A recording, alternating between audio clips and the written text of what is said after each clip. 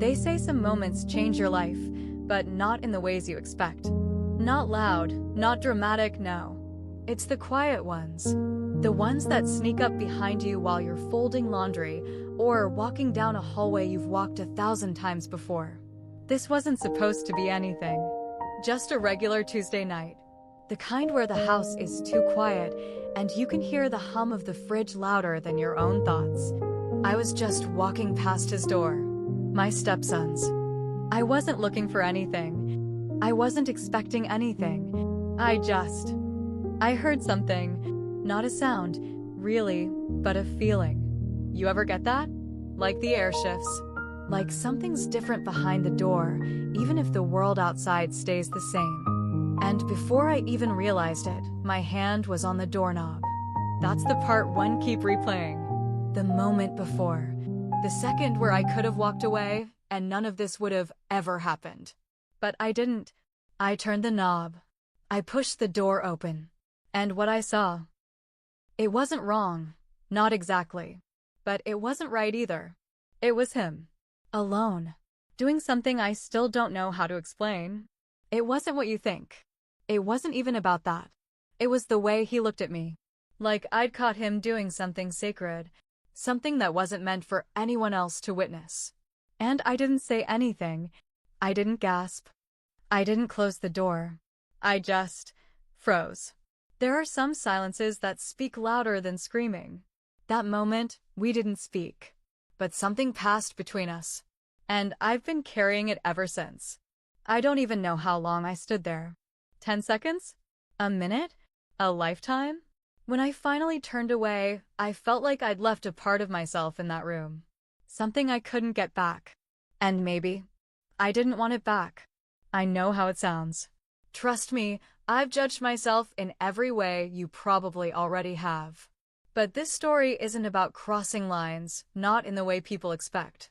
It's about what happens when the lines move. When connection shows up in the most unexpected places, and you don't know whether to run from it or hold on. I wish I could say this story gets easier.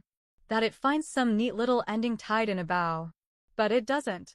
It only gets messier. Because after that night, nothing was the same between us.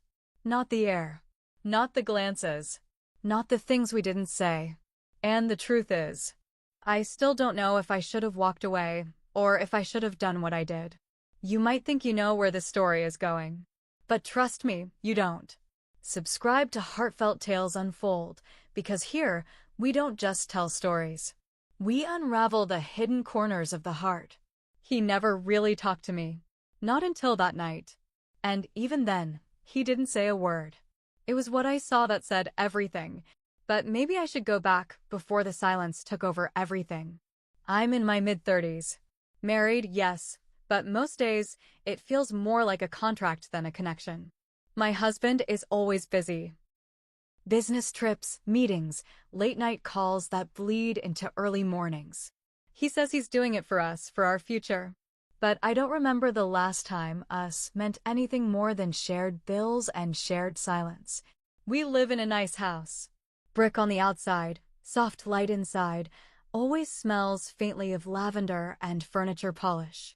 It looks warm, but the warmth doesn't reach the corners. You know what I mean? A house that feels like it's trying too hard to be a home. Dinner is always quiet. I cook. I plate everything neatly.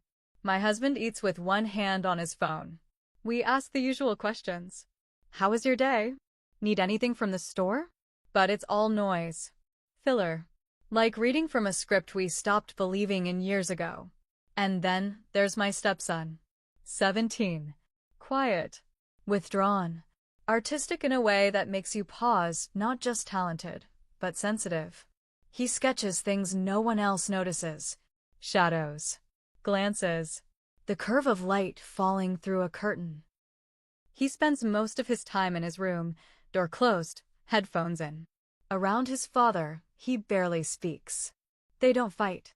They don't connect. It's like they're on two different frequencies, passing each other in the same space without ever really touching. But around me, he was different. Not talkative, no, but softer. He'd linger in the kitchen a little longer when I was washing dishes. Sometimes he'd ask what I was listening to or comment on a book I left on the counter. Nothing big, just little moments. Quiet ones, but I felt them. Maybe that's what scared me later. How seen I'd started to feel. I hadn't felt seen in a long time. Not by my husband. Not by anyone, really.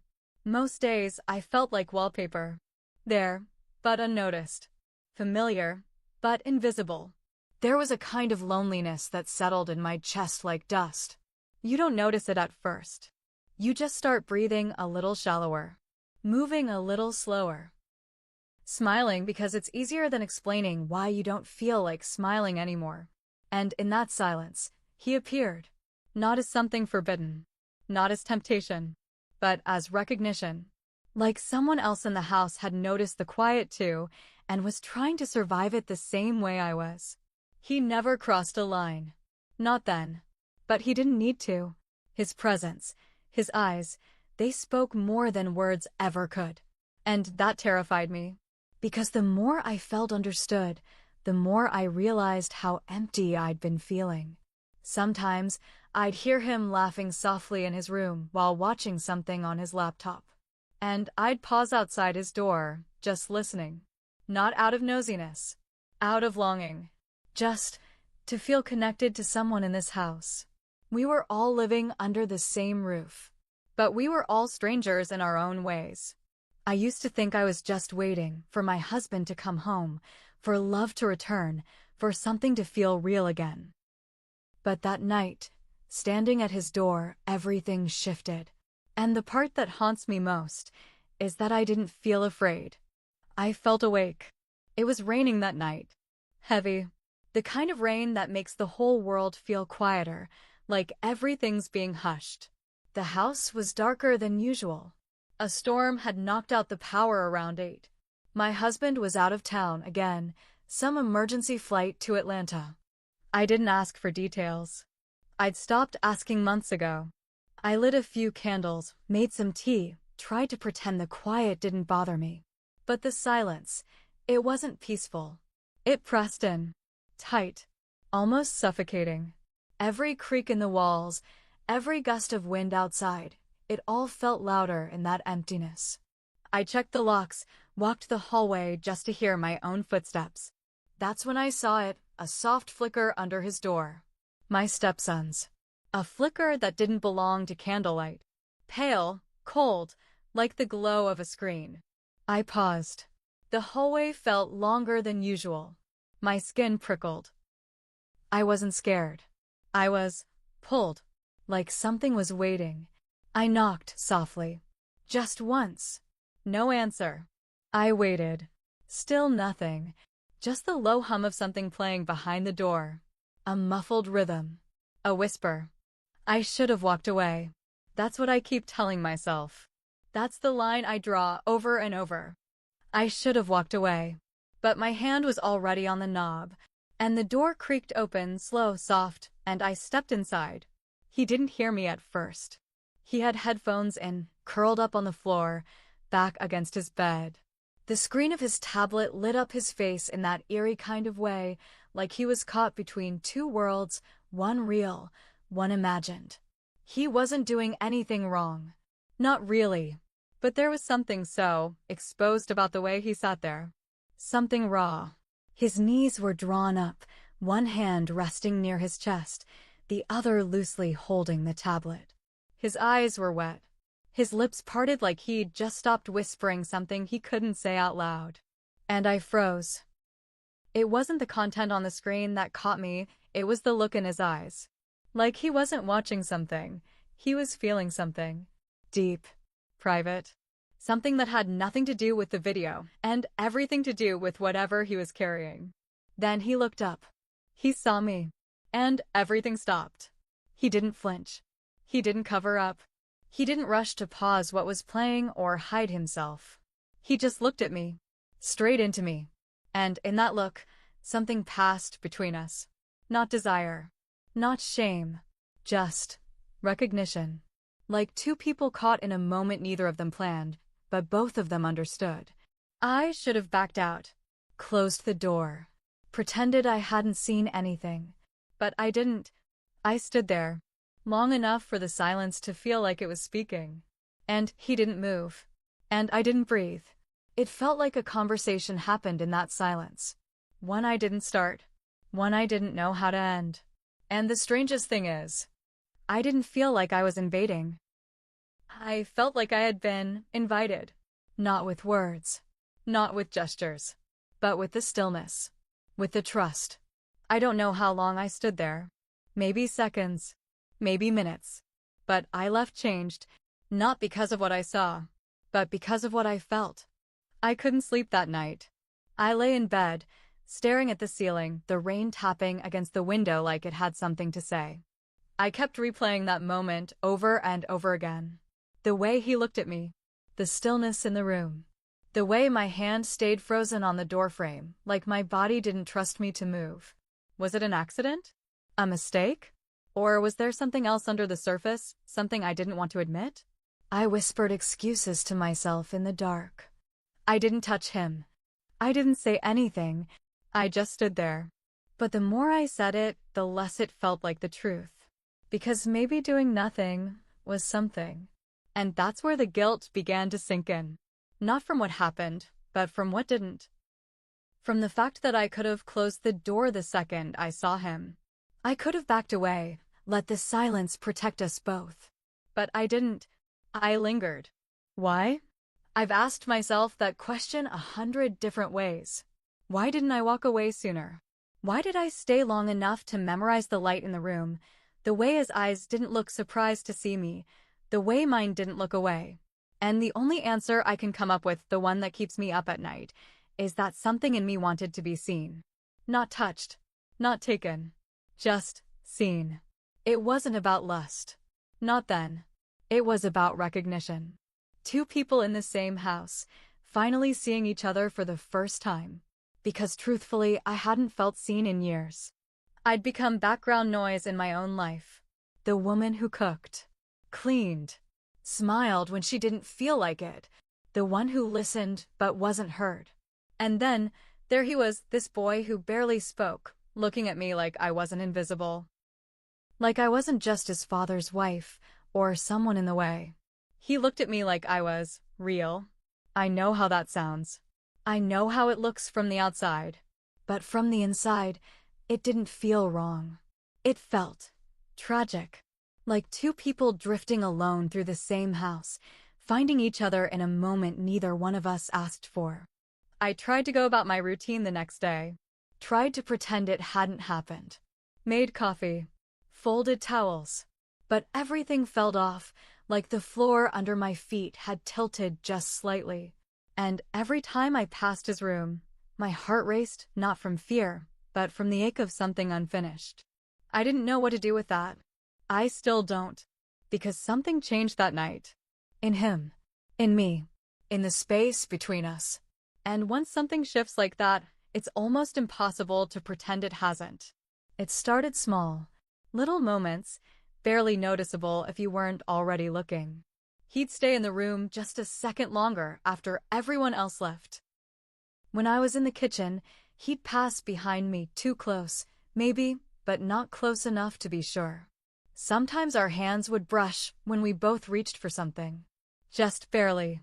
Just enough to make me catch my breath. Enough to make me wonder, was that on purpose? And maybe more dangerous than that, did I want it to be? He didn't speak much, but I could feel him watching me. Not in a bold, obvious way. In a quiet, observing way. Like he was memorizing things I didn't even know I was showing. I'd catch him leaning in the doorway while I did dishes. Pretending to scroll his phone. Not saying a word. Just there. Close enough for me to feel it. I didn't stop him. And I didn't move away. One afternoon, I was tidying up the living room. I found his sketch pad left open on the coffee table. Normally, I wouldn't touch his things. But something about the way it was left there, just left, like it was waiting to be found. I picked it up. And there I was. Drawn in pencil, in his delicate, careful strokes. Not glamorous, not posed, just me. Sitting at the kitchen table, head tilted, eyes somewhere far away. But it wasn't the drawing that stopped me cold. It was the expression on my face. I was smiling. Not a forced smile. Not the polite smile I wore like armor around my husband. It was soft. Real. And I couldn't remember the last time I'd looked like that. I stared at it for a long time. Long enough for the guilt to settle in my stomach like something spoiled. I told myself, it's just a drawing. He's just a boy. That's what I kept saying. But deep down, I knew it wasn't just a drawing. And I didn't feel like just anything. The worst part is, I didn't feel disturbed. I felt seen. I closed the sketchbook and put it right back where I found it. I didn't say anything, not to him, not to myself. But that night, I dreamt of the version of me in that drawing. The woman who looked like she still had a light inside her. The one who didn't flinch when someone really looked at her. After that, it got harder to pretend. The space between us felt charged, like something invisible was hanging in the air, waiting to be touched. He'd walk into a room, and I'd feel it before I saw him. Like my body noticed before my mind could catch up. Like I'd been tuned to his presence. I wanted to confront him, to ask what that drawing meant. Why he looked at me the way he did. Why he lingered in the same space I was in and didn't say a word. But part of me didn't. Because I was afraid he'd stop. My husband had flown out that morning. Last-minute meeting in Chicago. He kissed me goodbye, barely looked me in the eye, and promised he'd call. He didn't.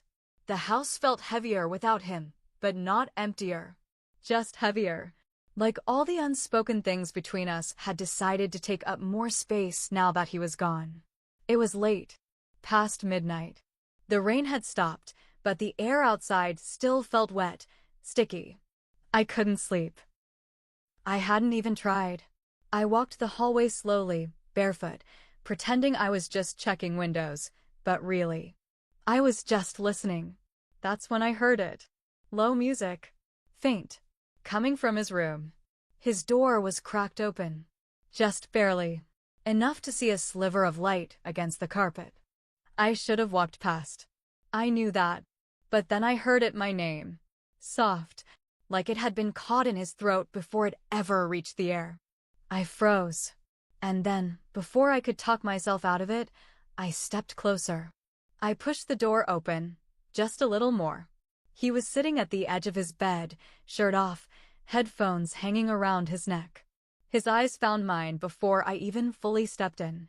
There was something in the air. Not tension like anger. Tension like gravity. Like we were both holding our breath without realizing it. I didn't say a word. Neither did he.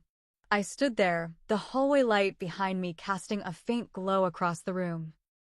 His face was lit only by the bluish light of his laptop, and still, he didn't look away. The silence between us wasn't empty. It was full. Full of things we hadn't said. Moments we hadn't dared name. The weight of glances that had lingered too long. The memory of that sketch. The memory of the rain. The memory of that night. I walked in. Slowly, without thinking. I stood in the middle of his room, unsure why I hadn't turned around yet. He shifted, like he might stand. Like he was waiting for a sign, something from me. And I gave it. Not a touch. Not a word. Just a look.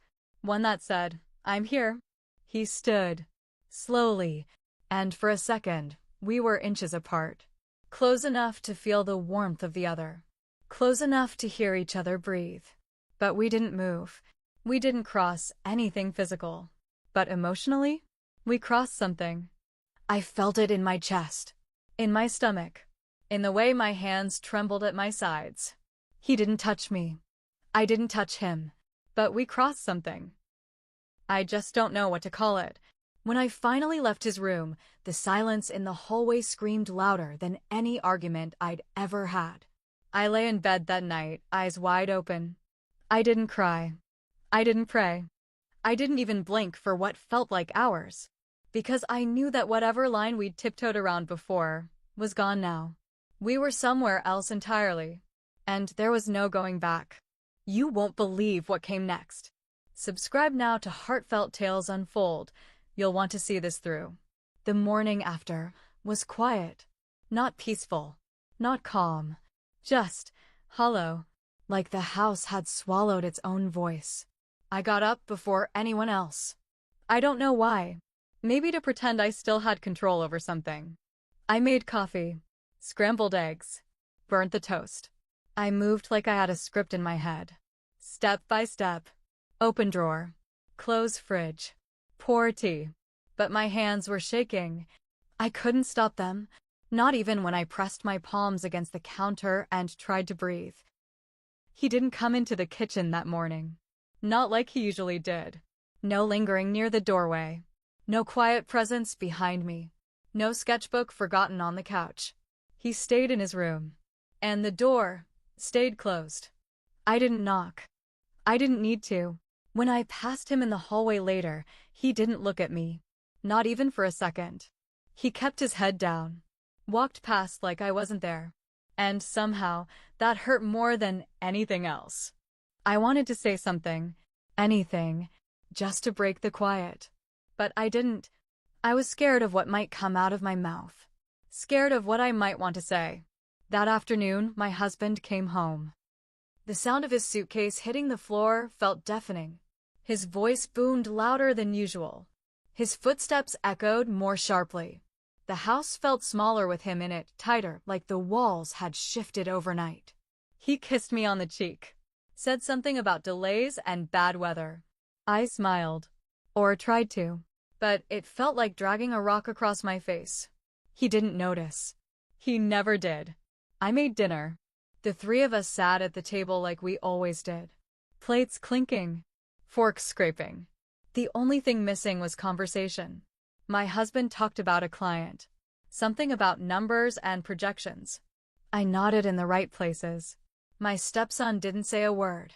He barely touched his food. And me? I just stared at my plate. I couldn't taste anything. Every time I looked up, I caught myself searching for his eyes. Just to know if he still felt it. If he was trying to forget it too. But he never looked at me. Not once. I thought maybe it would fade. That if we gave it time, it would dissolve into nothing. That it would blur like a dream, just one moment in a sea of quiet ones. But it didn't. The silence between us didn't fade. It thickened. Hardened. Like glass between two people who used to share the same air. I told myself I was doing the right thing by saying nothing. That silence was safer than truth. But the truth has a way of sitting heavy on your chest when no one's looking. I thought distance would dissolve it. But silence only makes some things louder. I haven't told anyone. Not a soul. Not because I'm trying to protect him, or myself. But because I don't even know how I'd begin. How do you confess something that never technically happened, but still changed everything? How do you explain a moment that didn't cross a line, but somehow erased one? Every night since, I lie awake, staring at the ceiling, wondering if I was supposed to stop it sooner. Or if I was already too far gone by the time I even noticed what was happening. I question everything. Was I the adult in control? Or the one silently begging to be seen, to be saved? Some days, I think I was the responsible one. I didn't touch him. I didn't say anything inappropriate. I didn't act. But other days, days like today, I wonder if my silence was its own kind of betrayal. Not just to him, but to myself. Because the truth is, I miss it. Not the tension. Not the risk. The closeness. The way someone finally looked at me like I was there. Like I wasn't fading into the background. I miss being noticed. Not in the way that makes people talk. In the way that makes you feel like you're alive again. I hate myself for that. I hate how something so quiet, so subtle, still echoes inside me like a scream. I keep telling myself, he's just a boy. He's your stepson. And he is. But in that moment, when our eyes met, when the air between us shifted, he wasn't a child and I wasn't a mother. We were just two people, two souls, two silences reaching for something they didn't have a name for. And that's the part one can't forgive. Not because I crossed a line, but because I wanted to be that close to someone. Because I needed to feel chosen. Just once. Not as a wife.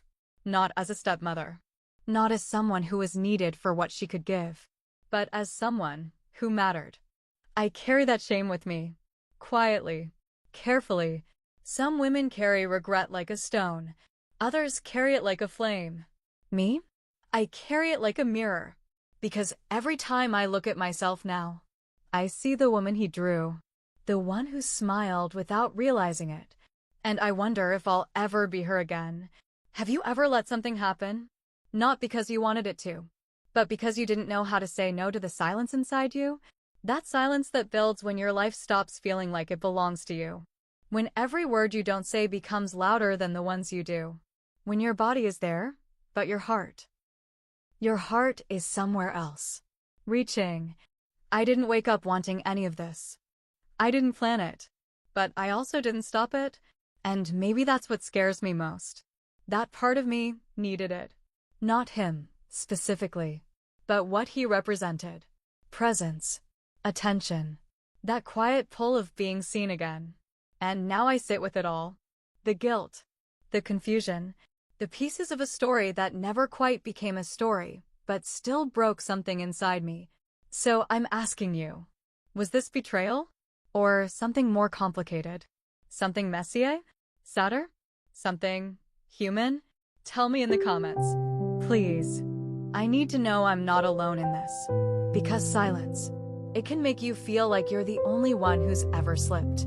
And if stories like this stir your soul, if they make you think, ache, remember, then like this video and subscribe to Heartfelt Tales Unfold. Because here, we don't just tell stories. We unravel the human heart. Desire doesn't knock on your door wearing warning signs. Sometimes, it whispers. Sometimes, it wears the face of someone needing you. And sometimes, it lives in the silence between two people who never meant to meet like that. There are no villains in this story. No heroes either. Just people. Lonely ones. Drifting through a house full of unspoken things. This story doesn't have a clean ending. No neat conclusion. No redemption wrapped in a bow. Just echoes. And consequences.